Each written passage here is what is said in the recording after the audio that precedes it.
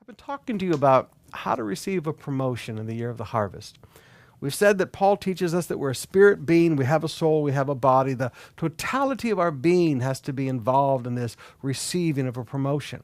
Now, the body is pretty easy. 1 Samuel 16:7 says that man looks at the outward appearance, but God looks at the heart. We always emphasize the fact that God is looking at a heart, but we also need to focus that people look at the outside.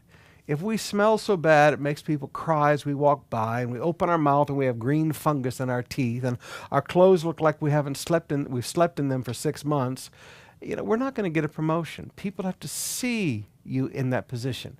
If when they close their eyes and imagine you at that desk in that position leading that meeting, and they can't see you because of your appearance in that position, you're never going to get the promotion. People look at the outward appearance. We're looking now at the soul. In Daniel chapter 1, verse 4, we talked about having an aptitude for every kind of learning. We talked about being well-informed last week. We said that some of you are so intelligent, you're like a supercomputer, but, there's no database. Well, a supercomputer with no database is just a nice paperweight. You have to learn. God gave you a brain. Use it. Study. Become well-informed. Now let's take it a couple of steps farther. He says there in Daniel 1 verse 4, quick to understand and qualified to serve in the king's palace. Now let's take the first one, quick to understand. The Hebrew word literally means that, but it also means to pay attention, to look closely, to be skilled at listening. In other words, you are not a person who needs things repeated over and over and over and over again. I remember listening to Peter Daniels years ago when he taught this big business conference at COP, and it was really the biggest business conference we've ever had. And this old Christian man, and he was so sweet and so kind, but this old Christian man looked at everybody and said, if I have to repeat myself to an employee, I immediately fire them. I thought, grabe talaga, that's harsh. I'd have to fire everybody on staff. And so I asked him later when we were alone, do you really fire people that you have to repeat yourself to? He said, yes. He said, because they've shown me they don't care enough to pay attention to what I say. He said, if I'm paying their salary, they should pay attention to what I say. They should be listening to what I say.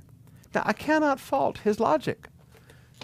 Those of you that want to receive promotions, you've got to learn to pay attention and listen to the first time things are spoken.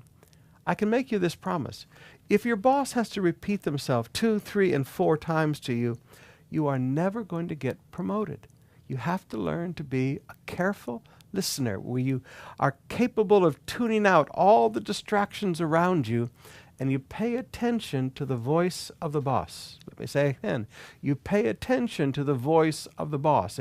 If you're not a person who is a quick to understand, you listen carefully, you are never going to get promotions. Secondly, people who are qualified to serve are promoted. Now, qualified to serve means the ability to perform with a quality that facilitates achievement and accomplishment. Now, here's an awful reality that people don't want to deal with in life. People are not going to give you chances. They are going to reward performance. Let me say that again. People are not going to give you chances in life. Jesus teaches it this way. Matthew 25, verse 14 and 15. Again, it will be like a man going on a journey who called his servants and entrusted his property to them. To one he gave 5 talents of money, to another 2 talents, and to another 1 talent, each according to his ability. Now notice what Jesus teaches us. He gave the guy 3 talents who had this much ability. He gave the guy 2 talents that had this much ability. He gave the guy 1 talent that had this much ability. In other words, their responsibility was determined by their presented abilities, not perceived, presented abilities. By the abilities that they had presented and displayed in their life, they were given responsibility. Now, brothers and sisters, you need to understand, these HR departments in companies, these people are trained to remove as much risk as possible from promotions and hiring. They do not want to promote somebody to a department head who is going to destroy the department, create confusion, and cost the company money. These people, They are trained to recognize presented abilities. Do these people have the ability to do what is necessary in this position? Now, bottom line is this.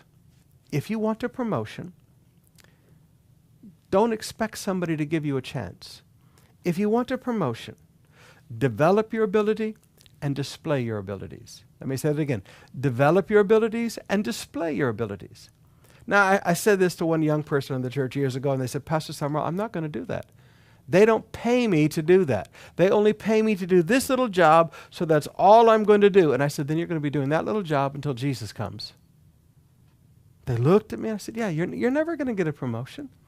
If you're not going to display your abilities, if you're not going to develop and display your abilities until you're paid for it, you're never going to get the promotion.